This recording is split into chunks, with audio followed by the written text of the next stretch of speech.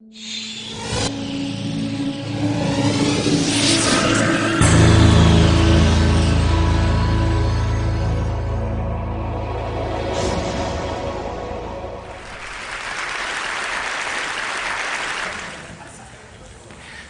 splendid music, the coming in music, the Elephant March from Aida, is the music I've chosen for my funeral. And you can see why it's triumphal. I won't feel anything, but if I could, I would feel triumphal at having lived at all, and at having lived on this splendid planet, and having been given the opportunity to understand something about why I was here in the first place before not being here. Can you understand my quaint English accent? Okay. Like everybody else, I was entranced yesterday by the animal session, Robert Full and Franz Lanting and others, the beauty of the things that they showed. The only slight jarring note was when Jeffrey Katzenberg said of the Mustang, the most splendid creatures that God put on this earth. Now, of course, we know that he didn't really mean that, but in this country at the moment, you can't be too careful. I'm a biologist, and the central theorem of our subject, the theory of design, Darwin's theory of evolution by natural selection, in professional circles everywhere, it's of course universally accepted. In non-professional circles outside America, it's largely ignored.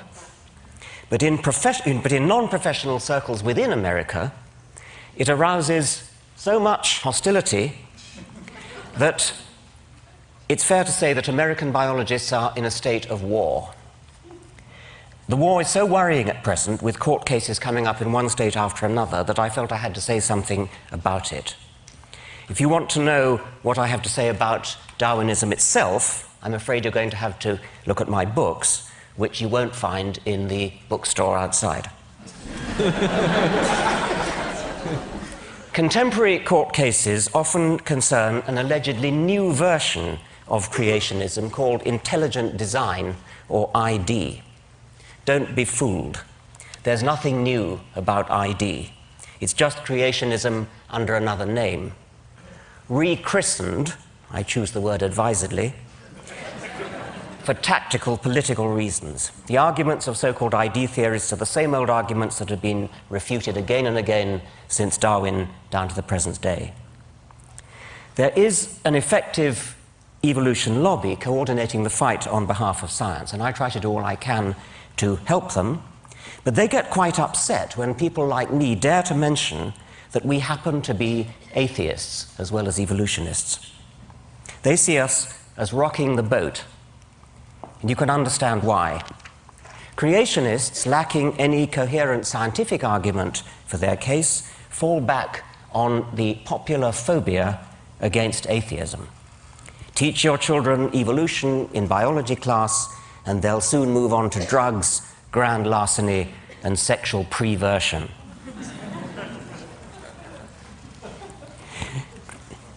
In fact, of course, educated theologians from the Pope down are firm in their support of evolution. This book, Finding Darwin's God, by Kenneth Miller, is one of the most effective attacks on intelligent design that I know, and it's all the more effective because it's written by a devout Christian. People like Kenneth Miller could be called a godsend to the evolution lobby, because they expose the lie that evolutionism is, as a matter of fact, tantamount to atheism. People like me, on the other hand, rock the boat. But here I want to say something nice about creationists. It's not a thing I often do, so listen carefully. I think they're right about one thing. I think they're right that evolution is fundamentally hostile to religion. I've already said that many individual evolutionists, like the Pope, are also religious, but I think they're deluding themselves. I believe a true understanding of Darwinism is deeply corrosive to religious faith. Now, it may sound as though I'm about to preach atheism, and I want to reassure you that that's not what I'm going to do. In an audience as sophisticated as that, as this one, that would be preaching to the choir. No, what I want to urge upon you instead, what I want to urge upon you is militant atheism.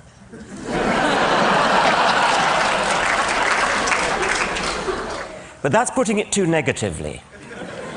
If I was a person who were interested in preserving religious faith, I would be very afraid of the positive power of evolutionary science, and indeed science generally, but evolution in particular, to inspire and enthrall precisely because it is atheistic. Now, the difficult problem for any theory of biological design is to explain the massive statistical improbability of living things. Statistical improbability in the direction of good design. Complexity is another word for this. The standard creationist argument, there is only one, they all reduce to this one, takes off from statistical improbability. Living creatures are too complex to have come about by chance, therefore they must have had a designer. This argument, of course, shoots itself in the foot. Any designer capable of designing something really complex has to be even more complex himself. And that's before we even start on the other things he's expected to do, like forgive sins, bless marriages, listen to prayers, favor our side in a war, disapprove of our sex lives, and so on. Complexity is the problem that any theory of biology has to solve. And you can't solve it by postulating an agent that is even more complex, thereby simply compounding the problem. Darwinian natural selection is so stunningly elegant because it solves the problem of explaining complexity in terms of nothing but simplicity. Essentially, it does it by providing a smooth ramp of gradual, step-by-step increment. But here I only want to make the point that the elegance of Darwinism is corrosive to religion precisely because it is so elegant, so parsimonious, so powerful, so economically powerful. It has the sinewy economy of a beautiful suspension bridge. The God theory is not just a bad theory, it turns out to be in principle incapable of doing the job required of it. So returning to tactics and the evolution lobby, I want to argue that rocking the boat may be just the right thing to do. My approach to attacking creationism is unlike the evolution lobby. My approach to attacking creationism is to attack religion as a whole. And at this point, I need to acknowledge the remarkable taboo against speaking ill of religion. And I'm going to do so in the words of the late Douglas Adams, a dear friend who, if he never came to TED, certainly should have been invited. He was? He was, good. I thought he must have been. He begins this speech, which was tape-recorded in Cambridge shortly before he died. He begins by explaining how science works through the testing of hypotheses that are framed to be vulnerable to disproof. And then he goes on, I quote, "Religion doesn't seem to work like that. It has certain ideas at the heart of it which we call sacred or holy. What it means is, here is an idea or a notion that you're not allowed to say anything bad about. You're just not. Why not? Because you're not." Why should it be that it's perfectly legitimate to support the Republicans or Democrats, this model of economics versus that, Macintosh instead of Windows, but to have an opinion about how the universe began, about who created the universe, no, that's holy. So we're used to not challenging religious ideas. And it's very interesting how much of a furore Richard creates when he does it. He meant me, not that one. Okay. Everybody gets absolutely frantic about it, because you're not allowed to say these things. Yet when you look at it rationally, there is no reason why those ideas shouldn't be as open to debate as any other, except that we've agreed somehow between us that they shouldn't be. And that's the end of the quote from Douglas. In my view, not only is science corrosive to religion, religion is corrosive to science. It teaches people to be satisfied with trivial, supernatural non-explanations and blinds them to the wonderful real explanations that we have within our grasp. It teaches them to accept authority, revelation, and faith instead of always insisting on evidence. There's Douglas Adams' magnificent picture from his book, Last Chance to See.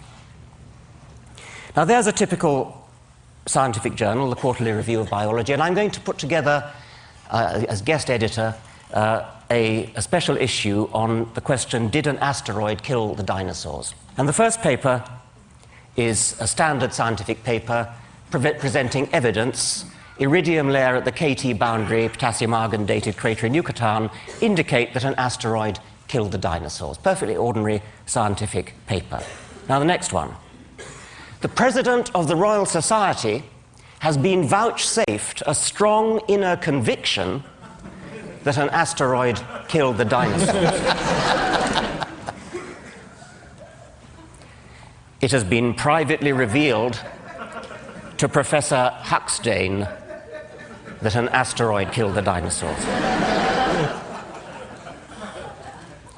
Professor Haldley was brought up to have total and unquestioning faith that an asteroid killed the dinosaurs. Professor Hawkins has promulgated an official dogma binding on all loyal Hawkinsians that an asteroid killed the dinosaurs. That's inconceivable, of course. But suppose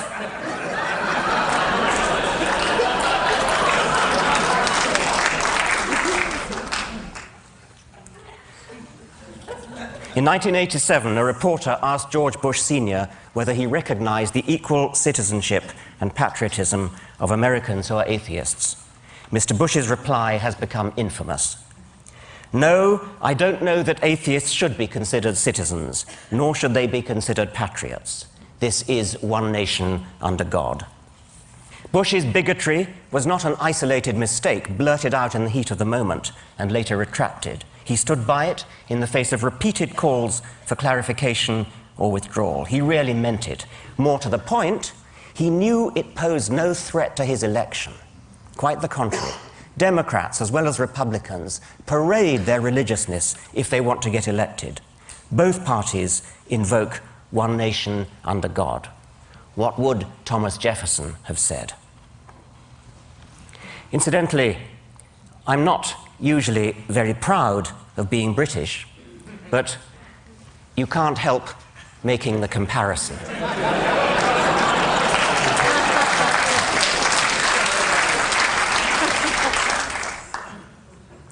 In practice, what is an atheist? An atheist is just somebody who feels about Yahweh the way any decent Christian feels about Thor or Baal or the golden calf. As has been said before, we are all atheists about most of the gods that humanity has ever believed in. Some of us just go one god further.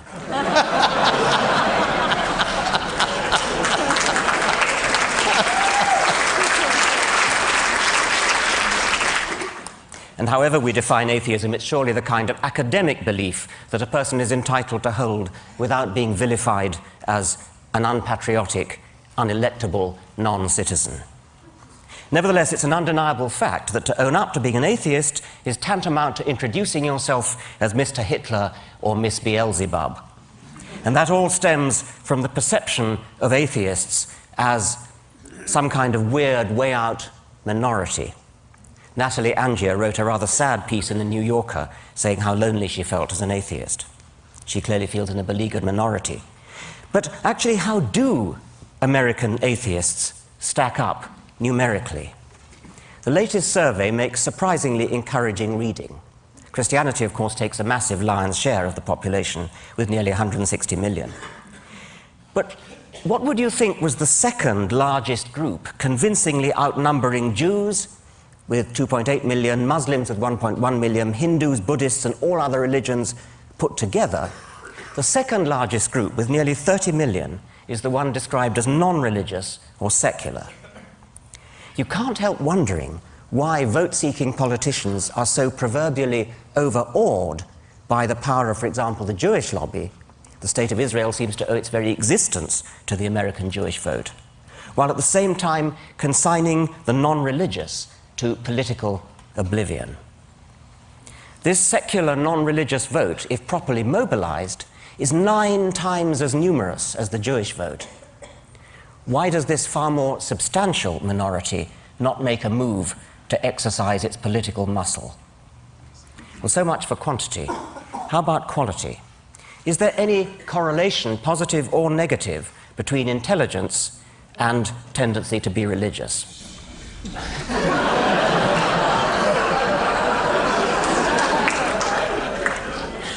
The survey that I quoted, which is the ARIS survey, didn't break down its data by socioeconomic class or education, IQ or anything else. But a recent article by Paul G. Bell in the Mensa magazine provides some straws in the wind. Mensa, as you know, is an international organization for people with very high IQ. And from a meta-analysis of the literature, Bell concludes that, I quote, of 43 studies carried out since 1927 on the relationship between religious belief and one's intelligence or educational level, all but 4 found an inverse connection. That is, the higher one's intelligence or educational level, the less one is likely to be religious. Well, I haven't seen the original 42 studies, and I can't comment on that meta-analysis, but I would like to see more studies done along those lines. And I know that there are, if I could put a little plug here, there are people in this audience easily capable of financing a massive research survey to settle the question. And I put the suggestion up for what it's worth.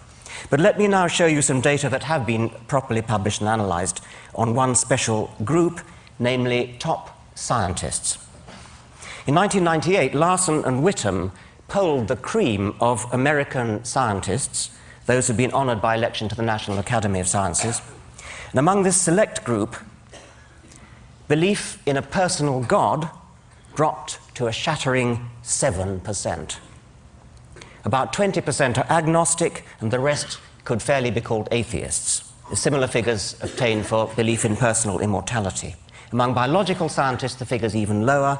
5.5% only believe in God. In physical scientists, it's 7.5%. I've not seen corresponding figures for elite scholars in other fields, such as history or philosophy, but I'd be surprised if they were different. So we've reached a truly remarkable situation, a grotesque mismatch between the American intelligentsia and the American electorate.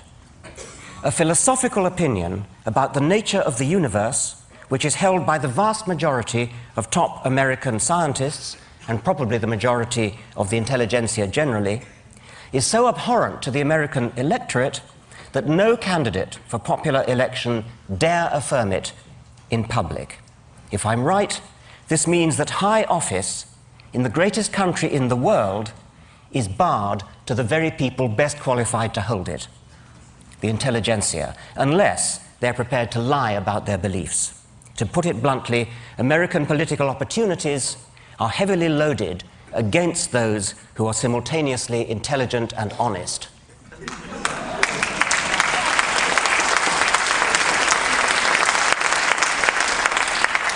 I'm not a citizen of this country, so I hope it won't be thought unbecoming if I suggest that something needs to be done.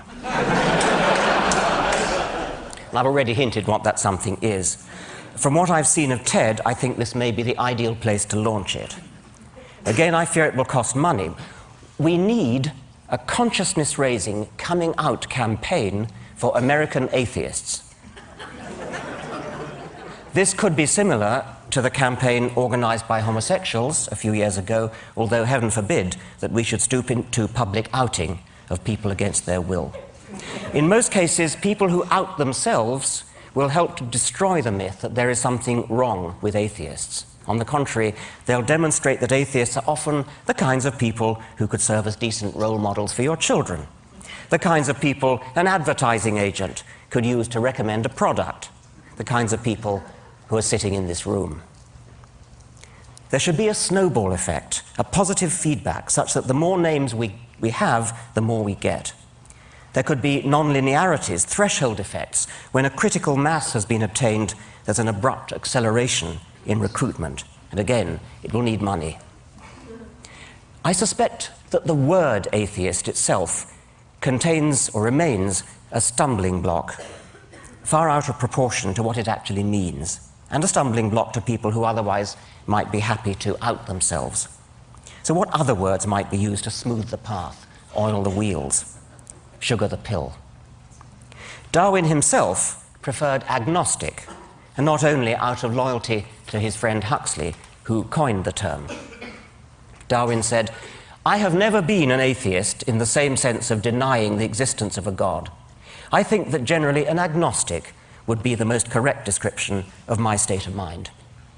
He even became uncharacteristically tetchy with Edward Aveling.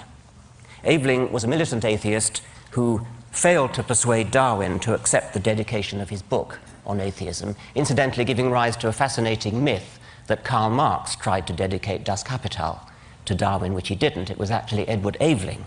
What happened was that Aveling's mistress was Marx's daughter, and when both Darwin and Marx were dead, Marx's papers became muddled up with Aveling's papers, and a letter from Darwin saying, "My dear sir, thank you very much, but I don't want you to dedicate your book to me," was mistakenly supposed to be addressed to Marx. And that gave rise to this whole myth, which you've probably heard, it's sort of urban myth, that Marx tried to dedicate Capital to Darwin. Anyway, it was Aveling, and when they met, Darwin challenged Aveling. "Why do you call yourselves atheists?" Agnostic, retorted Aveling, was simply atheist writ respectable, and atheist was simply agnostic writ aggressive. But Darwin complained, "But why should you be so aggressive?" Darwin thought that atheism might be well and good for the intelligentsia, but that ordinary people were not, quote, ripe for it, which is, of course, our old friend, the "don't rock the boat" argument. It's not recorded whether Aveling told Darwin to come down off his high horse. But in any case, that was more than 100 years ago. You'd think we might have grown up since then. Now, a friend, an intelligent, lapsed Jew, who incidentally observes the Sabbath for reasons of cultural solidarity, describes himself as a tooth fairy agnostic. He won't call himself an atheist because it's in principle impossible to prove a negative, but agnostic on its own might suggest that God's existence was therefore on equal terms of likelihood as his non-existence. And so my friend is strictly agnostic about the tooth fairy, but it isn't very likely, is it? Like God. Hence the phrase tooth fairy agnostic. Bertrand Russell made the same point using a hypothetical teapot in orbit about Mars. You strictly have to be agnostic about whether there is a teapot in orbit about Mars, but that doesn't mean you treat the likelihood of its existence as on all fours with its non-existence. The list of things which we strictly have to be agnostic about doesn't stop at tooth fairies and teapots, it's infinite. If you want to believe one particular one of them, unicorns or tooth fairies or teapots or Yahweh, the onus is on you to say why. The onus is not on the rest of us to say why not. We who are atheists are also a-fairyists and a-teapotists. But we don't bother to say so. And this is why my friend uses tooth fairy agnostic as a label for what most people would call atheist. Nonetheless, if we want to attract deep down atheists to come out publicly, we're going to have to find something better to stick on our banner than tooth fairy or teapot agnostic. So how about humanist? This has the advantage of a worldwide network of well-organized associations and journals and things already in place. My problem with it is only its apparent anthropocentrism. One of the things we've learned from Darwin is that the human species is only one among millions of cousins, some close, some distant. And there are other possibilities like naturalist, but that also has problems of confusion because Darwin would have thought naturalist. Naturalist means, of course, as opposed to supernaturalist, and it is used sometimes. Darwin would have been confused by the other sense of naturalist, which he was, of course, and I suppose there might be others who would confuse it with nudism. Such people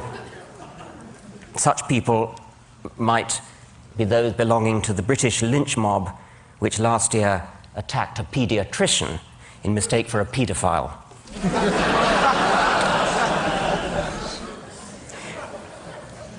I think the best of the available alternatives for atheist is simply non-theist. It lacks the strong connotation that there's definitely no God, and it could therefore easily be embraced by teapot or tooth fairy agnostics.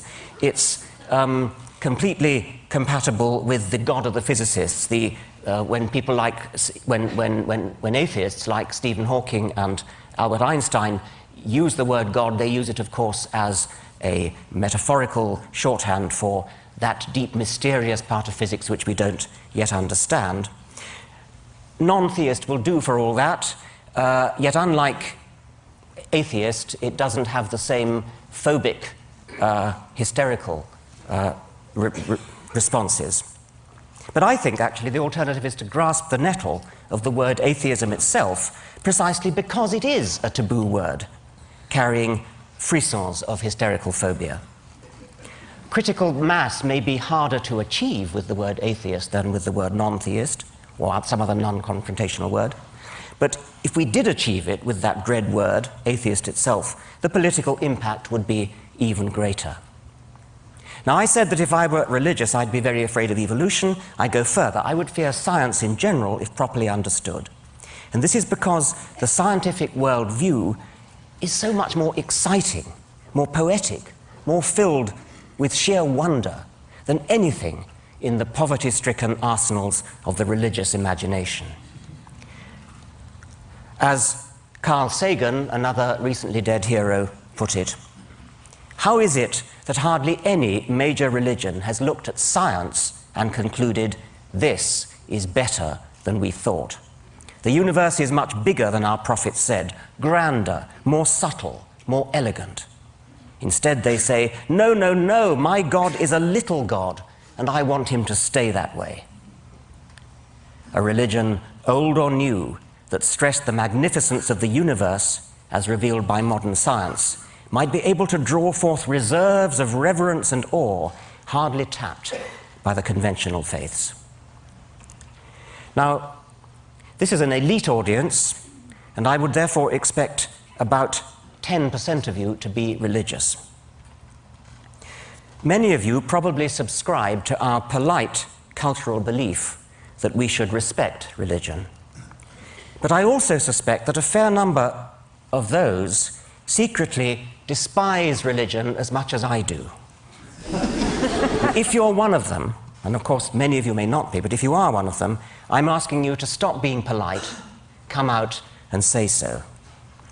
And if you happen to be rich, give some thought to ways in which you might make a difference.